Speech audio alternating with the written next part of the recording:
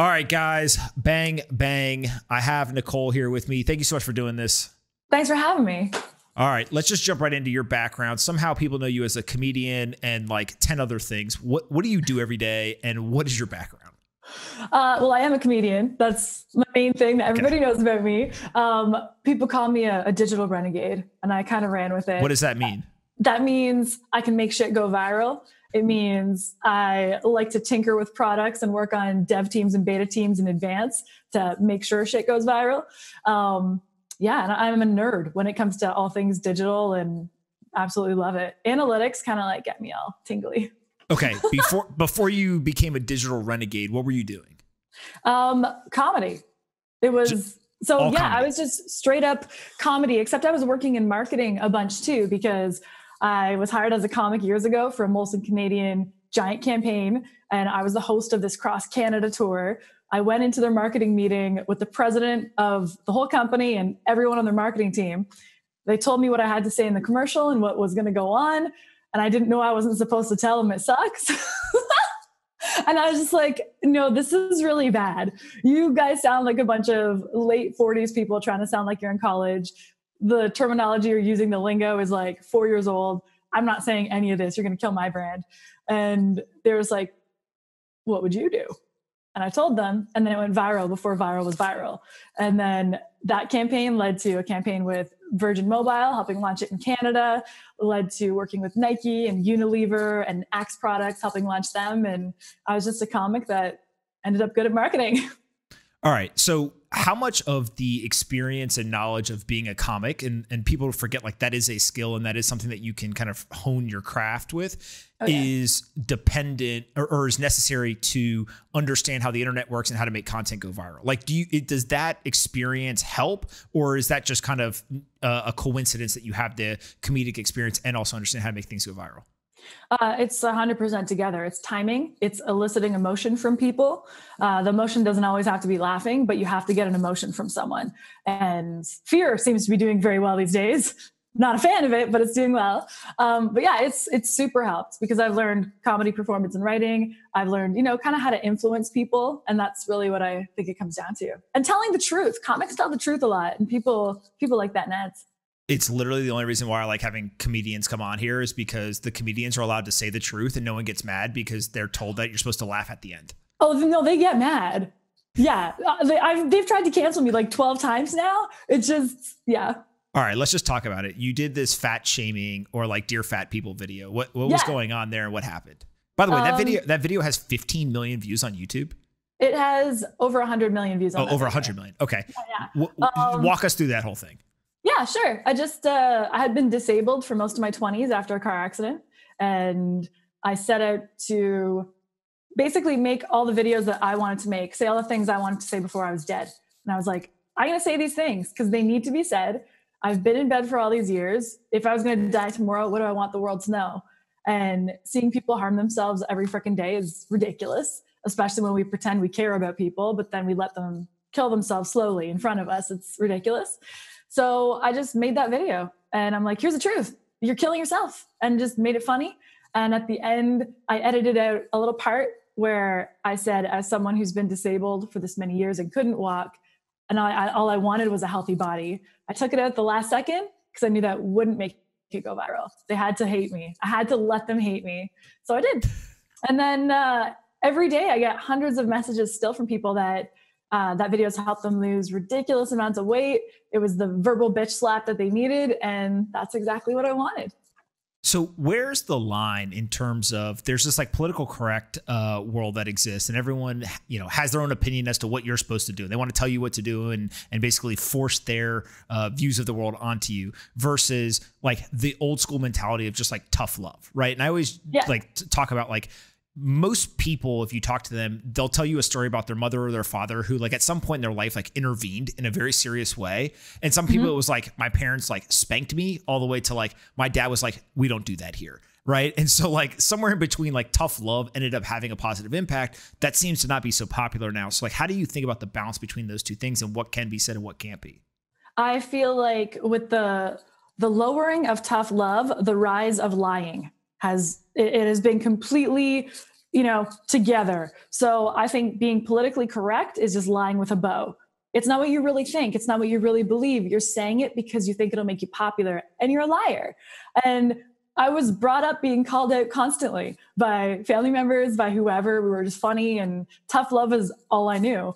And without tough love is honesty. That's all it is. Without that, we're all just full of shit. So what's the point? We can't let people tell us to stop being honest because it's not popular. That's really messed up. I don't know a single comedian who doesn't have this like pursuit of ruthless honesty. And that's what ultimately leads to all of the emotional reactions, right? Yeah, 100%. Like look at my wall of my favorite people. They all tell the truth.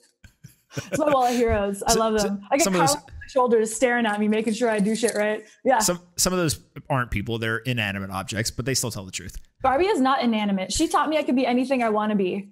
She was an astronaut and a teacher, and she was a lawyer, and it was the Barbie dream house, not the Ken dream house. She had her shit together, and she looked hot. So what else?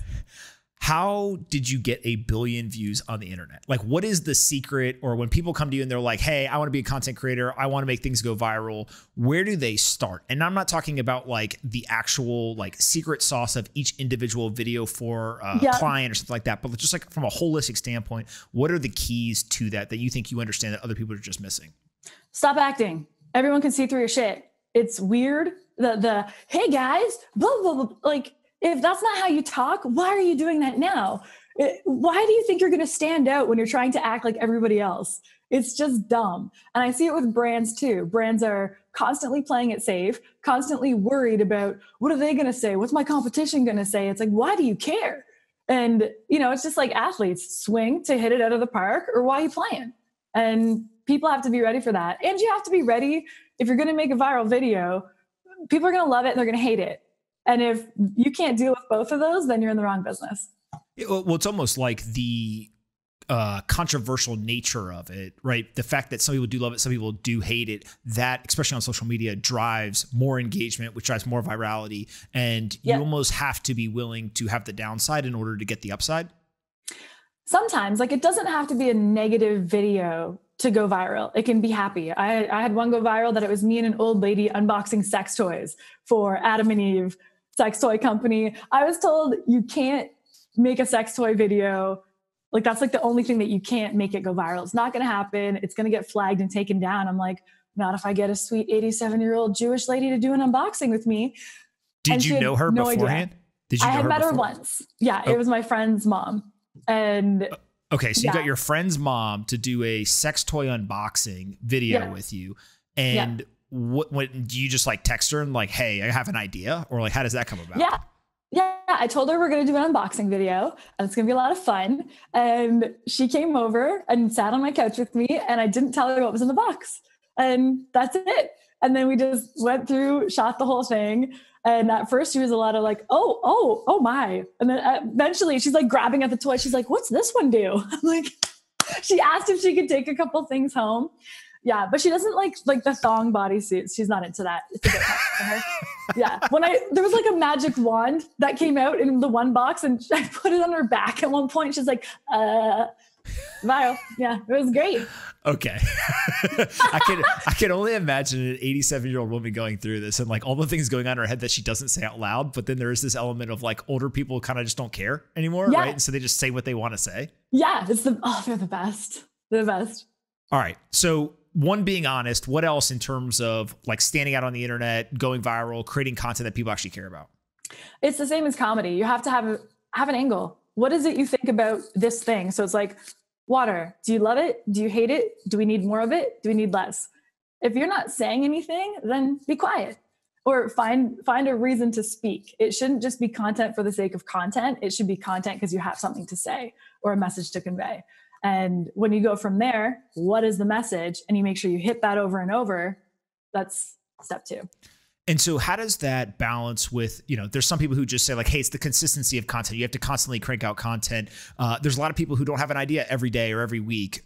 How do you balance those two things between like only do it if it's high quality, you have something to say, with the need for consistency to remain relevant and kind of keep growing the audiences and things like that?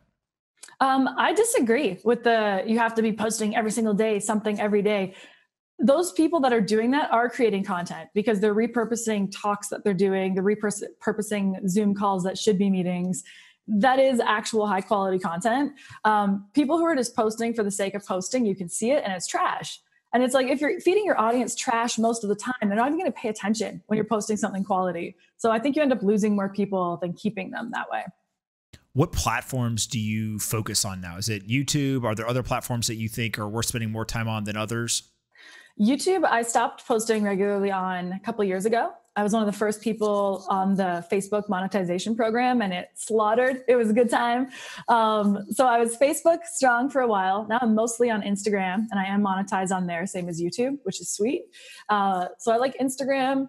Parler right now is crushing. The reach on Parler is, I posted the same video on Parler, same video on Instagram, 200,000 views with my audience of 1.3 million.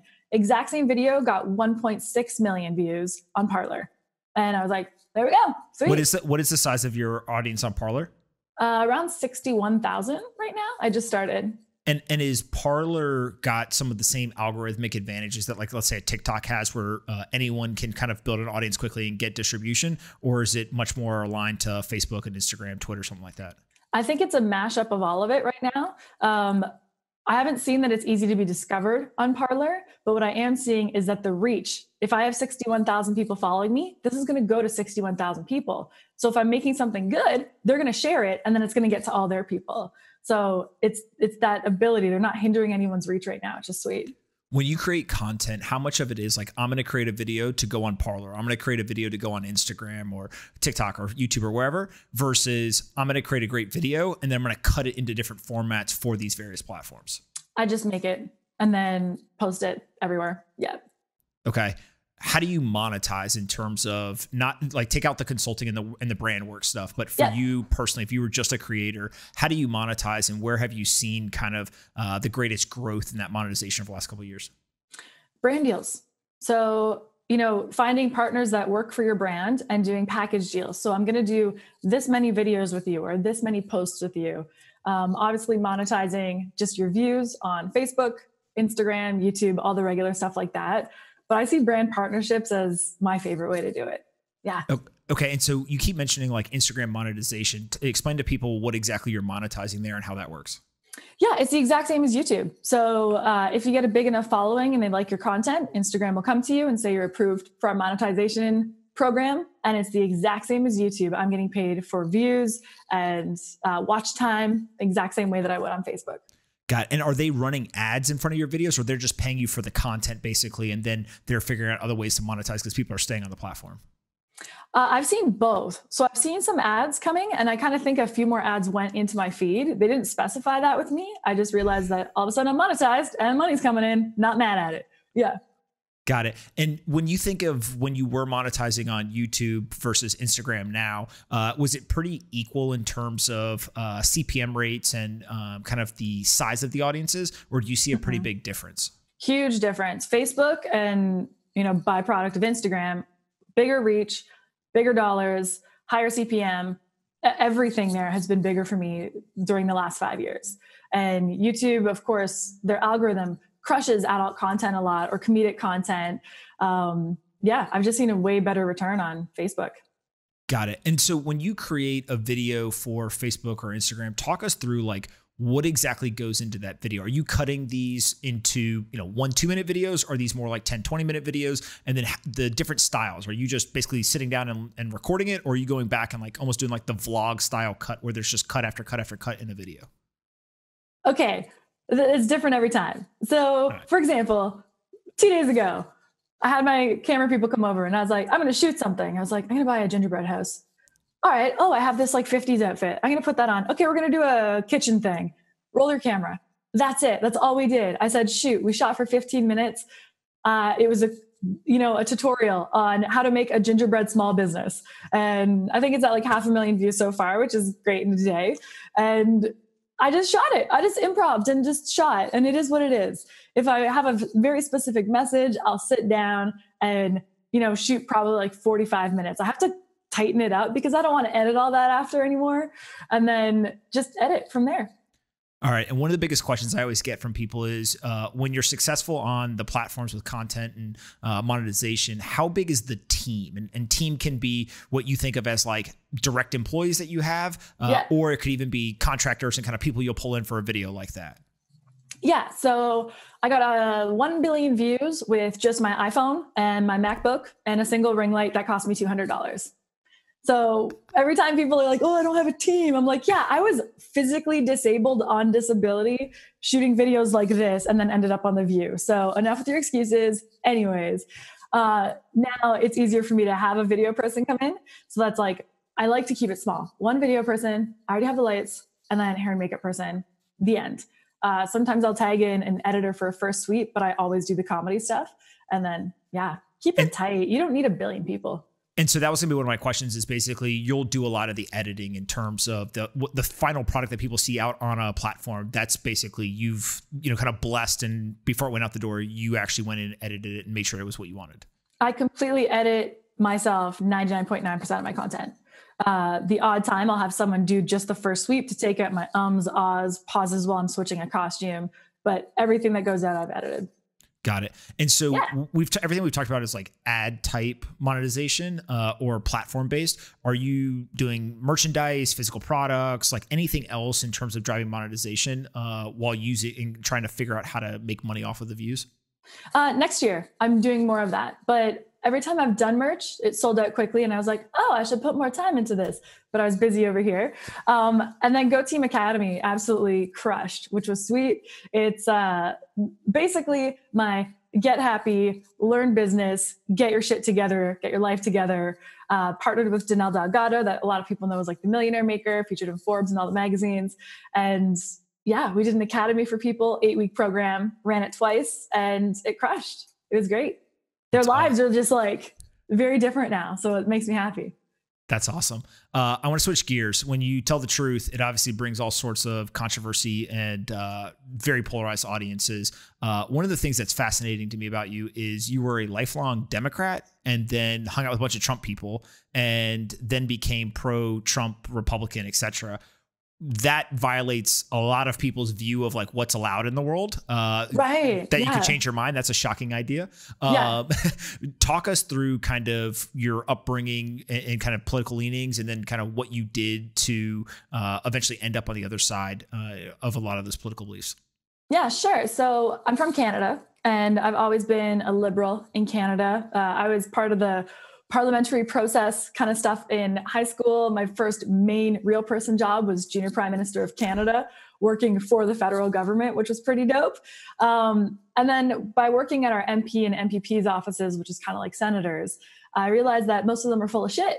And exactly what they say, they live the exact opposite. So instead of taking a scholarship for political science, I decided to be a comedian, which is, I thought it was about the same. And then for years, I'm just like, I'm a liberal, obviously. I believe in liberal things and, equal rights for gay people and women's, choice on their body and all the things I thought were good people choices. And these are bad people over here. And then after the last election, I've told this story before, but I was speaking right before the last election at USC, 2 days before the election. And some people from Hillary Clinton's camp came up to me and told me that I'm going to tell the students that I'm voting for Hillary. They didn't ask me, they told me. And I was like, no, I'm from Canada. I'm here to talk about social media and how it's affecting the election. And when I was on stage, the people I told no to got on the mic and said, Nicole was just backstage saying that she would vote for Hillary if she could. And I was just like, fuck you guys. Like, no, I didn't say that. And that was like my first little inkling in my head. And then after that, I had run down to Texas, where I was just like, these people are crazy. They have guns everywhere. They got dogs in the office. They got Trump flags. I'm like, these people are nuts, but let's go on a field trip. And they're ready to roll. They are ready to roll in Texas. They're ready to roll all the time. But while I was in Texas, just at a bar that I was at, I saw someone push a little gay twink. And then one of these huge Texan guys walked up to the dude who did it and grabbed him. And he's like, we don't do that around here, and pushed him. And he was like, you okay, little lady, sir, man? It was like the funniest shit I'd ever seen. And I was like, oh, okay. So they're not all homophobic. crazy people that just want to shoot everyone. Predominantly, a lot of them are former or current military who have a superhero complex in a great way that they'll run towards danger if we need it. Christian values, care about people. They just don't like the bullshit. And the more I was in LA, where I lived for like 5 years, the more I saw that liberals or Democrats, as we know them, are the exact opposite of everything they pretend to be consistently. Like, it wasn't like once it happened 5 times. It's I'd say 99% of the time. And we're seeing that in politicians now. It's like, these are the rules. You have to abide by them. I'm eating at French Laundry, or like, you can't go there. I'm on vacation in Cabo. It's like, are you a Simpsons character? Like, what is this nonsense? It's part of the playbook. It's literally like, to be a politician and to make mandates, you have to go do the opposite thing. I'm convinced there's like a secret world order where it's like, hey, if we shut down restaurants, we have to go to nice restaurants. If we tell people to stay in their homes, we have to go on vacation. Like, it's a requirement. Yeah, that totally makes sense for that to happen. And just overall, I felt like I was living in idiocracy over there. It's like, be kind to everyone. Fuck that bitch. She can't be blah, blah, blah. I'm like, do you hear the music that you guys are putting out? Do you see the films you're putting out? Why are there 11-year-olds doing slutty TikTok dances and that's cool? Don't judge. Like, everything is just upside down land over there to me. So I still, of course, support gay people, and I support all the same things I did. I just think, to be an honest human being, you got to go the other way. What was the reaction when people started to figure this out that you were doing it? Well, actually, I learned through Dave Rubin that I'm a libertarian. I was like, yes, this is all of my values. Libertarian, this makes sense. And then right before the election this time, I was like, people are not paying attention to China. Are we really? Did you guys just say it's a conspiracy theory, what I said about China and how they've been buying property around the world for super low rates and they're basically buying the whole world? Okay, you're dumb. I gotta go endorse this side now, because if Trump represents to me the ego and narcissism that is aligned with a freedom that we require as Americans or North Americans. If we want this, we have to think we're better than other people. We have to hold ourselves to a higher standard. His touches of ego and his style of doing that aligns with America. Yeah, let's go. Crying all the time, being fake offended by everything does not align with a company that's capitalism rich and has benefited from that and is kicking ass worldwide because of that. Like, it's just too weak. So I had to go and be like, yeah, vote for Trump. It's not that I'm like a Trump supporter. I'm like, these ideals make more sense to me. I'm not going to tell Black people who they have to vote for. That's racist, you idiots. I'm not going to, just all of the different things that sit well or don't sit well with me. It went that way. And people were fine. Like, majority of the people were fine with it. How do you think that the balance between one, being willing to go do the work? Like, there's a lot of people who would say, oh my God, that's crazy. You're going to Texas. Like, I hate all those people. They're all evil. Like, I'm not even going to go. So you at least had like the open-mindedness to like go see it. You had those experiences, like balancing that with, this belief that like, the way that you grow up is the way that those are your values. Those are the things that like for your entire life, your entire identity is tied to them, right? I think there's a lot of people who, even if they had the open-mindedness to go and have different experiences, they literally end up tying their identity. Like, it's in their Twitter bio, right? They're like, I'm a Democrat or I'm a Republican. Like, they can't get away from ever thinking about having their own thoughts or being an independent thinker. How did you do that? Or how do you suggest other people do it? Just truth. Just follow the truth.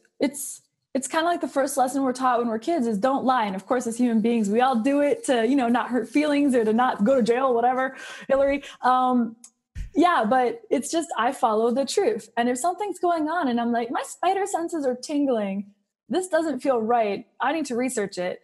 I'll go watch it on, the different political stations that aren't edited. I'll watch a full video myself. I called out Jimmy Kimmel a couple months ago for running a completely fake story about Mike Pence that he knew was fake. All I had to do was go find the full clip to see that Mike Pence wasn't moving fake empty boxes of charity food and PPE. It was a lie, but he ran the story anyway. And once I saw people doing that, I'm just like, yeah, I don't really care what people think. I got to be a real person, and my integrity matters more to me than making people happy.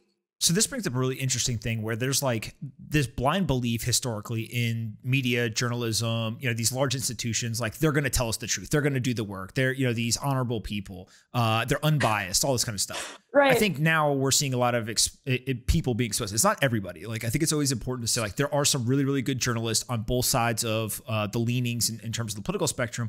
But for many, many people, they now are losing trust in these institutions. They're saying, hey, these individuals are biased. They're actually sometimes literally lying to us. Sometimes they're just twisting facts to tell a different story, whatever. So how do we balance that between, like, you have a large platform, I have a large platform, and so do they? So now, like, there's this more like even playing field where, like, if you say something, I say something, and they say something, like, actually we may reach the same amount of people. And so therefore, like, you have a different style of doing it than I do and than they do. Where is, like, the truth lie? And like, how does the audience start to try to understand, like, who should I listen to? Should I listen to Nicole, or should I listen to the New York Times? Should I listen to Jimmy Kimmel, or should I listen to somebody else? Like, how do they wade through that kind of issue? Turn off mainstream news. Turn it off. All of them. Turn them all off. If not just America, if North America turned off all of their mainstream news, we would all be better. Period. And I've had to have these chats with my parents because they watch it. They always watch it. It's every night, 6 o'clock news, whatever. And I'm like, Mom, this isn't real. You've seen them do fake stories about me. You've seen them like run. There was this narrative that I was fired from a movie. I was never part of this movie. I don't even know these people. There was a narrative that I was mean to this guy in an airplane. They took a bit from my stand-up and pretended it was real. And they, like, everything is proven wrong. I'm like, stop believing them. They're liars. I would say most of them are liars now. It's opinion pieces and spin stories. And I just think that mainstream media is just like the National Enquirer. There is no difference now. So if you don't believe in Bigfoot, you should probably turn off Fox and CNN and then listen to people online. Is it because they have to be entertainment to drive the ratings? Like, they're losing viewership, and so you have to be entertaining. You have to elicit those emotions. The best way to elicit emotion is basically scare the shit out of people into thinking like the world's ending, so they tune in tomorrow. Yeah, 100%. And I really think with the rise of online and the click-through rate and making money from ads that way, they've tried to clickbait us all. So if you keep us terrified and more later, stay tuned, we're going to tell you more later, then they got us. It's just a hook for stupid people. So we just have to stop being dumb, be like, oh, good game. But, you've been cheated on by that boyfriend multiple times now. You're going to keep going back? What are you doing? The one that just blew my mind is for 6, 7, 8, 9 months, whatever it's been now, CNN has had what I call the death scoreboard up on CNN. Right. And, like, by the way, like, yes, we should address this seriously. We should absolutely take all the steps that are necessary. There's science, like everything that people know that we should do, we should do. Science is great. Yeah. But the idea of putting a scoreboard on CNN every day and literally making people feel like if they walk out of their home, they're going to die just feels like complete fear mongering, and literally is the definition of, like, how do we get people to tune in tomorrow to check the numbers? Yeah, 100%. I really think that reporters should be put in prison for lying. Or if they're doing something that they know is fear mongering and they're trying, I just think that there should be crimes against humanity charged on these media outlets sooner than later, because they know what they're doing. So people who hear that, there's going to be a lot of people who will immediately say, we need freedom of the press. We have to protect people in the press. We can't throw them in jail, blah, blah, blah. That whole argument, I'm not going to go through the whole thing because people understand that argument exists. Okay. Yeah. You disagree. Why? Because they're not reporting. When they were reporting, freedom of the press. They're not journalists anymore. They're doing puff opinion pieces and they're activists. I don't care about your activism. You're not giving me facts. If the fact is, this many people died, or there's a war in this place and this is what's going on, freedom of the press. But you're lying to us now. And once you lie on purpose, I think that should be a crime. Okay. So I always use this framework of people in the media basically fall into one of 3 categories. And I'm going to put media very, very loosely here, right? But I usually think of it from a financial media standpoint, but let's just talk media in general. So there's journalism. These are people who are legitimately doing journalism. They have a story, they go, they investigate it, they talk to people on all sides of the story, they kind of fact check, they do all the things they're supposed to do. They write as unbiased a piece as possible. They present all the different viewpoints in the story, and they publish it. And then they see what happens. If there's an issue, they correct it. They do all the things that a journalist would do. That's one end of the spectrum. On the other end of the spectrum, you have what I call market participants. These are people in the story, right? So this is something happens to you, you go and you write a blog piece, or you create a video or whatever. In the financial markets, it's literally the investors who are investing in the markets that when they are wrong, they have skin in the game, right? So if you say something and you created a video and you're wrong, or you're racist, or you're an asshole, or whatever, like there's blowback directly because you've put your name on that thing. Yeah. Financial markets, if you go out and you say, I believe X, and you're wrong, you lose money, right? Like that's the whole point of a market. Those are the two kind of extreme ends. But in the middle, and it's an ever-growing middle, is what I call bloggers masquerading as journalists. These are the people I think you're talking about, which are, they essentially are using blogger tactics. They use clickbait headlines, sensationalism, etc. But the pieces that they write are being published under the news section, but it's their personal opinions. There's no, they're not talking to sources. They're not going and getting quotes. They're not fact checking anything. It's literally, they wake up and they write a story, and the story is just, it's an opinion piece. It's activism. It's, whatever you label you want to put on it, but it doesn't fit into the market participant bucket, because if they're wrong, there's no downside, and it doesn't fit into the journalism side. And to me, that's the danger, right? Like that's kind of like the threat to American democracy, is just, we're allowing things that are being passed off as journalism, but they're not actually journalism. Yes, exactly. And my favorite game to play now is who wrote that? So if you see an article, I go and I click on it and I'm like, who wrote that? And I click on them. And recently, Business Insider has been my favorite to roast, because it will be a student who their only credits are writing for their student newspaper, and now they're a reporter for Business Insider giving completely fake info about, let's say, Tesla or whatever. And all the only things they've written are puff pieces. And if you don't know and respect the people that are giving you the info, stop reading it. The headline, who cares? Click on who's writing this. Look at them. If you don't respect that person, don't take their opinion. So how much of it is it's young people, right? Because this is actually a huge piece of it, right? And pretty much every, what I'll consider true journalists that I know, everyone from my wife all the way to a number of friends of ours, are actual journalists that their biggest complaint is, so many young people now are running these places and they don't have experience. They don't have the 30-year veteran there to say, hey, this is the way journalism is done. Kind of, you just went to journalist school, or literally you were a blogger and then you got hired somewhere. And now you just keep doing what you've always done because you don't have anyone to tell you to do anything differently. And it feels like it may literally just be an inexperienced thing that contributes to the problem as well. Someone needs to spank them. They need to be spanked. This is... there needs to be some kind of ramification for their actions. And if no one's holding them accountable, then we need to hold them accountable by just unfollowing all those accounts. I don't want to see Business Insider if you're going to feed me crap. And, I don't want to follow Fox or CNN. If you guys are going to lie to me, screw you. Like, I almost ripped the middles, but I don't know where this goes. Yeah. All right. Like, that's how we can vote on that.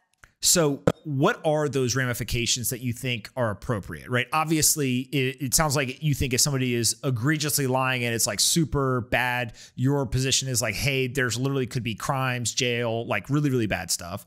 I'm assuming that's not what you think for everybody. So like, what are the ramifications or solutions that you think could be imposed to try to help solve this problem? I think make it like sports. The first time you get fined. You do something wrong in a game, you get a fine. The second time you get a fine and a flag.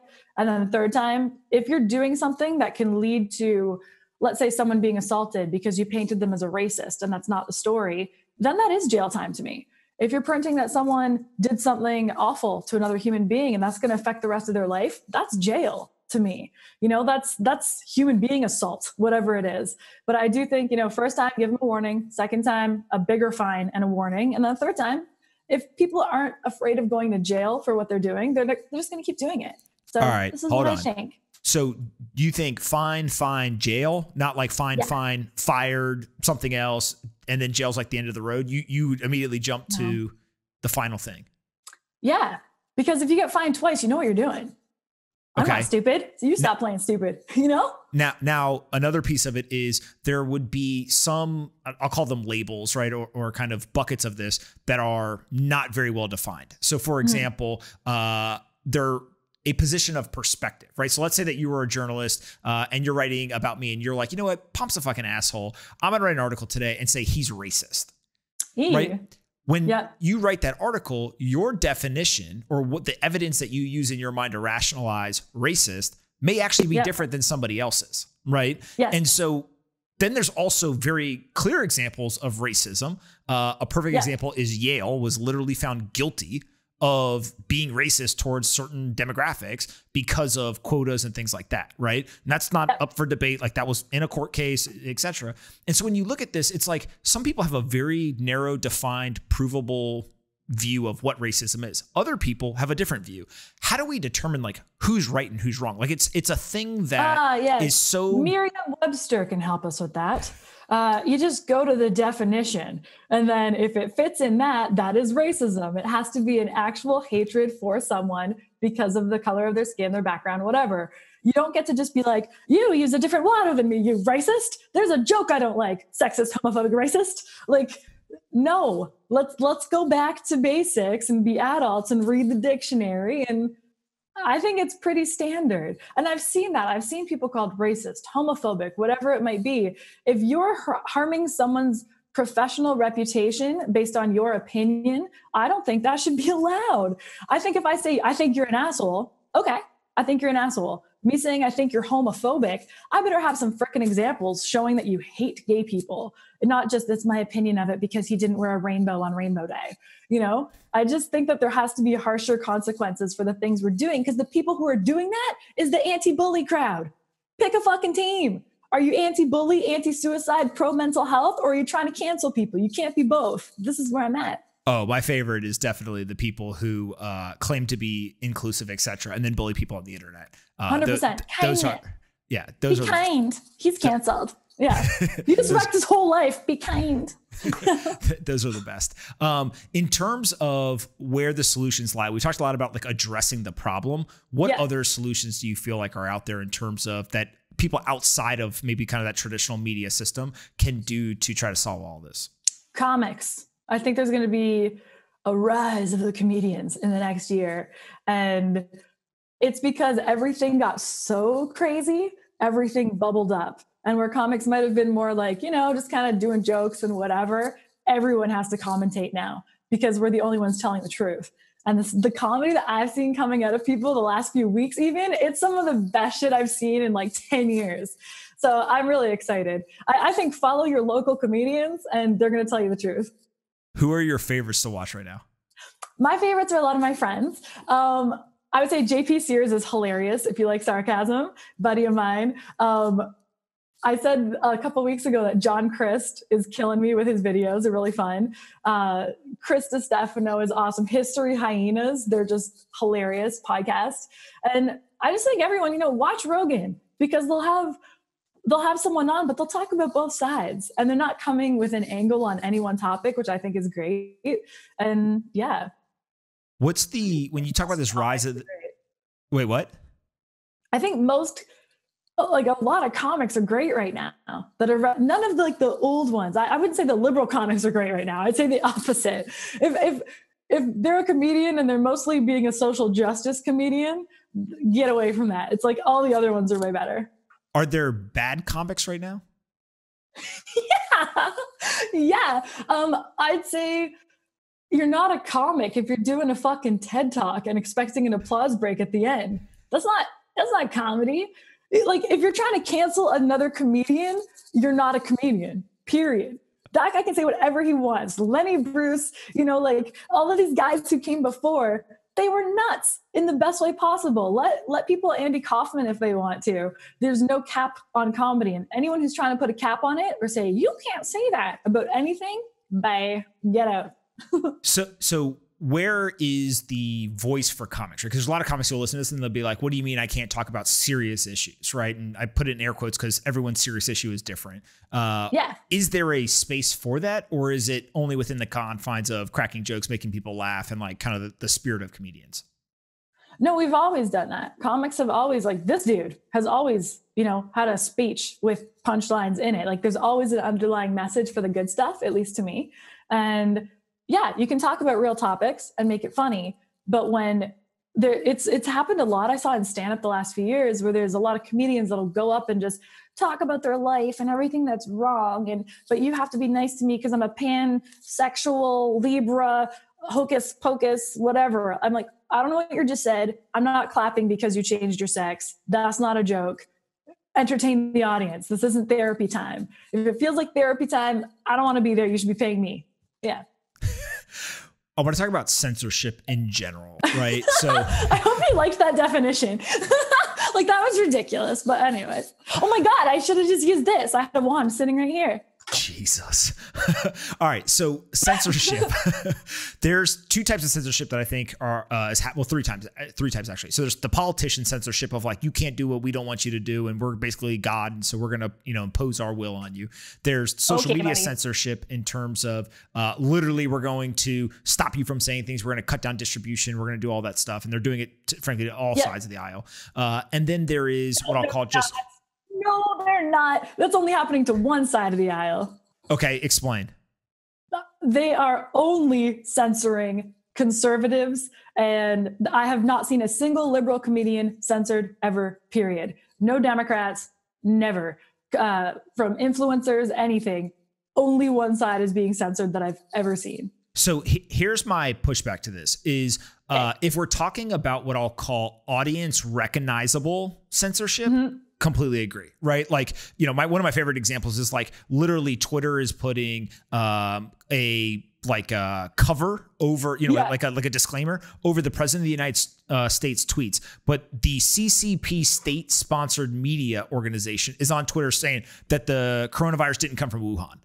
And like, there's no disclaimers. There's no anything like, okay, so we're literally going to put disclaimers on the president of the United States, which by the way, people will debate whether we should do that or not. That's not what I'm here to debate. No, what I'm here to debate is if you're going to do it to anybody, you have to do it to everybody. Right. And they don't. Of course. So like, I call that like the audience recognizable censorship, right? Or the disclaimers, blah, blah, blah, whatever. What I think happens, though, in a very different way that is not recognizable and it's very hard to get data on, is they actually will change the algorithm and distribution and kind of all the invisible things to all kinds of people, right? So if regardless of your political view, if you go on Twitter or Facebook or whatever and you say certain things, they will absolutely take distribution away. And so it's less about I'm going to censor you because of your political views or your leanings, and it's more about certain topics just you can't talk about. And I think that it is, what is it? I think it was Rogan actually, him or Kanye, one of the two of them said like, once you can't talk about a topic anymore, now it's a religion, right? Like you're right. Once it's crossed over. And so I think that's where the censorship of both sides happens, but we just never see that, right? Because we don't know what people posted that we never get in our feeds, whatever. But I do agree with you that there's a very heavy leaning on one side of the aisle in terms of the audience recognizable stuff. To what you were saying, there is a large censorship right now, specifically on Instagram, on sex workers or women who post content with a lot of skin on it, which is not my thing. It's just not my thing, period. But especially right now when people are trying to make money with their OnlyFans because they don't have a job, I do think it's unfair that they're only censoring those specific people when there's naked women all over Instagram. I do see that. So how do you balance, like that's a perfect example. How do you balance that between like, hey, we don't want nudity on our platform and like there's kids on here, right? Like that type of argument, right? Those two things are in a very overgeneralized way. They're like at the extreme ends of the angle or of the spectrum. Like how do you balance we want to help people make money and like not take away people's freedoms, but at the same time, like we don't want nudity and we don't want, kids to see that content, whatever. And that's a weird one because I would get not wanting kids to see adult content, but at the same time, there's 12-year-olds doing TikTok dances saying, go down on me. So, like if we're going to start it, let's start it over there. That's fair. They've already seen it. They've already seen the porn. We're not stopping anything. Yeah. So, when we talk about censorship from politicians and the politically correct censorship, like, is it just, hey, don't worry about it and literally just kind of throw your virtual middle finger up in the air and just do the things that you want to do that make you happy? Or do you think that we're in a world where like people still have to be cognizant of that and almost address it in some weird way? In what way? Can you expand on that? So let's take, for example, the same things that Instagram, you talked about, like posting a certain type of photo, Instagram will decrease distribution, etc. If you go on Twitter and Chinese concentration camps, right, would be like a really extreme kind of thing. If you go on Twitter and you start tweeting about a bunch of this stuff. Now, I don't know exactly the way Twitter would do it, but I'm just saying in an example. So there's something that a lot of people don't want to talk about, right? But it's pretty factually provable that, hey, this is happening. And the platform then either through algorithmic distribution takes it down, or literally there is social pressure, right? Like, I mean, we saw with the NBA, for example, and the whole China thing. Like, there was definitely social pressure within the NBA and that organization to not talk about this, to not make this a story. How do individuals operate in that world? Do they literally have to say, look, I can't be in that world. I have to step outside and literally hang my hat on being an independent thinker and basically I'm gonna say whatever I want and that's gonna be part of my image? Or can people actually operate within those confines knowing that this stuff's going on?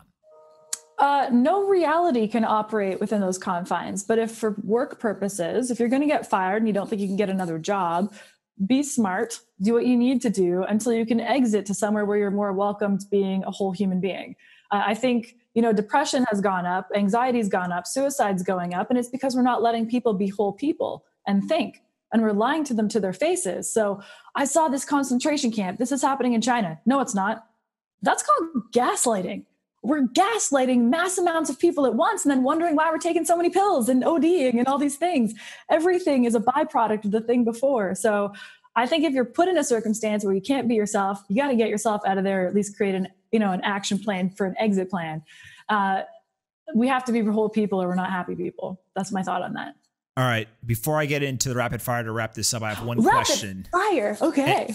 And I've been thinking all day as to what you're going to answer, and I literally have no clue. But if you were president for one day and you could do whatever you wanted, what are the things you would do first? Oh my gosh. President for one day. Okay. Well, Snowden, he's good. You're good, Snowden. That's near the top. Can I use my martial law? No, my things. AOC, you're gone. You just got to go. I would clean, if I could make my own laws for one day and I'm like king of the world style president, the whole squad, they got to go. They're too stupid to be participating in politics, period. If there's anyone on the other side that's that dumb too, they got to go. You can't sell a sweatshirt for $65 that says tax the rich. You are a dumb person. I don't know if you saw those ones. I saw. They changed the price to $58, I saw. Oh yeah, that's still a giant margin. Where's that money going? Anyway, we know that sweatshirt cost $8 max. Yeah, I would definitely, I got one day. Okay, one day I would tell Texas they're doing a great job. I would tell LA, you guys are nuts. You got to open small, but if it was right now, I would open all the small businesses. I'd be like, no, wear a mask, wash your hands, do the things you're supposed to do. We cannot tank all of these people's livelihoods because of a virus with a survival rate of 90 whatever percent. If you are scared, stay home, and you guys are the ones who get the subsidies. We're going to give the subsidies to this, the people who are most affected. That makes more sense to me. I'm like, one day I would do this to China. I would stop letting them, I would set up rules and regulations so they're not going to be buying more property in Canada and America. I'd tell Justin Trudeau to fuck himself. What's your problem with him? What's not my problem with him? Let's just boil it down to one, just other than the fact that he suddenly talks like a robot and it's really creepy. Months ago, all these tons of Air Canada planes were coming from China at the beginning of the pandemic. I'm tweeting him. I'm like, hey, maybe we don't want those planes coming in from Wuhan directly. Nothing. 5-6 planes coming in every day. I don't know why it's spreading in Canada. I'm like, hey man, maybe don't let more planes land from Wuhan. That's racist. No, it's not. Look up the definition of racism, morons. 20 more planes come in and then suddenly it's like, oh, maybe we should stop letting planes from China. Like, it's just such basic shit. I don't understand how they don't do it. And I just think he's done a horrible job during this entire pandemic. I just think I would have voted for him at the beginning. I did vote for him before, but now he's just shown that he can't handle pressure at all. All right. I have a follow-up question now. Okay. What is the politician that you think has done the best job during all of this? Dan Crenshaw. Why? He's someone I would go to for news. Dan is so stoic. And, I think it's that SEAL background that he has where he's just going to tell it how it is, as it is, deal with the reality of it. And that's it. And he cares about facts. He will put up what's real, what's not, what, a celebrity said, what the reality of it is. And I just like that he stays chill. I can trust him. And I like that. You do realize that most people who are listening to this who have any sort of left leaning their minds are blown right now that you are a lifeline Democrat who now supported Trump and thinks that Dan Crenshaw has handled this the best. That's okay. Their minds can be blown. That's okay. Of course. You know, I think what was really weird to me was seeing people who are like kind and tolerant and whatever. Let's say Jonathan Van Ness, for example, from Queer Eye for the Straight Guy. He went on a live stream the day before the election, and I'm a fan. I watched him, and he said, anyone who votes for Trump is a racist and homophobic. That's half of America, and that's just not true. And putting that into people's heads is freaking criminal. That's mind rape. I don't like it. That's a lie. And I actually helped organize World Pride multiple times. I was on a float standing next to Jonathan Van Ness in Pride in LA a year ago. I'm not homophobic, but you just told me I am. Like, it's just such lunacy. I just can't play anymore. So if they start realizing how silly they sound, I'm cool with that. Be nice people. That's it. I think that's a fair way to view the world. All right, 2 questions to wrap up, and you could ask me one. First is what's the most important book you've ever read? The Alchemist. Why? I love the way it shows you how everything in your life happens for a reason. The hard stuff, the good stuff, everything, and it all circles back to why you're here. There's just a lot of good lessons in it. Yeah. It's a great answer. Second question is more fun. Aliens, are you a believer or a non-believer? Yeah, of course I'm a believer. Are you kidding me? Why? Like, come on. Because aliens. Ancient aliens. Yeah, that's my answer to everything. Just look. I've had weird experiences in my life, but just look at things. Did you see an alien? I haven't seen an alien per se, but I've definitely seen craft. And I've seen weird things in the sky multiple times. And I used to have a reoccurring dream about aliens when I was a kid. I'd have it like every night for whatever. But I just look at like the structures in the world. I look at, energy coming from crystals. I look at how did suddenly we have these crazy ass weapons. Hold on. Time out. Yeah. This is important. Are you one of these crazy crystal people who has a bunch of crystals laying around their house because it has good energy? I have like 2 giant, I have a skull right here. Dude, it's quantum physics. Bring it back to science. You get 30 seconds to explain the absolute craziness around crystals. I recently learned about this. You get 30 seconds to explain it. Okay, well, is it craziness around crystals? Come on. Okay, dude, what do we use to make lasers? How do lasers cut? Crystals. Crystals are used in every major weapon in the world. They're used in surgeries. They're used in all sorts of things. For us to pretend that there isn't power in crystals is actually kind of silly. That's But what does the crystal do by having it sit there? What does it do? It depends what it is. So it just like that one, the one you just held up. You just held up a crystal in the shape of a skull. This was given to me by a fan. Yeah. This one, I believe it's just good vibes and makes it chill. But there's different vibrations, just like everything is energy. There's different vibrations in us having these headphones in our ears and anything. It just changes vibrations around you. And that's the easiest way to do it. All and right, then you can turn it into lasers. Yeah. All right, that's fair. You could ask me one question to finish up. What do you got for me? What do you invest in the most? Bitcoin by far. Okay, that was an easy answer. Yeah, that was easy. I only have one investment philosophy, which is basically this idea that innovation drives returns. And so basically look for the farthest thing away from the center mass of the investing world. So if everyone else likes, I like domestic tech stocks, like, okay, well, that's stupid. Like, just go as far away from the center as possible and look for the things on the fringe where innovation is highly asymmetric, meaning that it has a low probability of working, but if it works, it will be off the charts in terms of the return profile, and then put multiple bets on the table. And what you basically end up doing is you're looking for the power law to take over. So venture capital is like a perfect example of this. Give money to a bunch of small entrepreneurial teams, let them go literally try to work every day to grow your money. Bitcoins is a very similar thing. It doesn't have a corporation or a company behind it, but it's basically an innovative piece of technology that thousands of people around the world are working on to make successful. So that's like pretty simple strategy. The hard part is finding people that fit within it. Sweet. Well, I listened to you and I invested in Grayscale. So Bitcoin via Grayscale. And I told you I did $100,000 in 2.5 weeks. So it's not that bad. I'm not mad at it. You shouldn't be mad at that if those are the returns you're getting. Where can we send people to find you on the internet and find all your content? On Twitter, I'm Nicole Arbour with a U, Canada. Instagram is letter I, letter B, Nicole Arbour. Nicole Arbour fans on Facebook. Just type Nicole Arbour everywhere. On Parler, I'm Nicole Arbour. Yeah. Where's the one place, if you send everyone, you want them to go? Instagram. Instagram? All right. Yeah. And is Nicole Arbour on Instagram? IB Nicole Arbour. What? Okay. Got it. Letter I, letter B. Someone stole my name. Out of principle, I wouldn't give them 30,000 to get it back. I refuse. Oh, that's fair. That's fair. All right. Thank you for doing this. We'll do it again in the future. Yeah. Thanks for having me. Go team.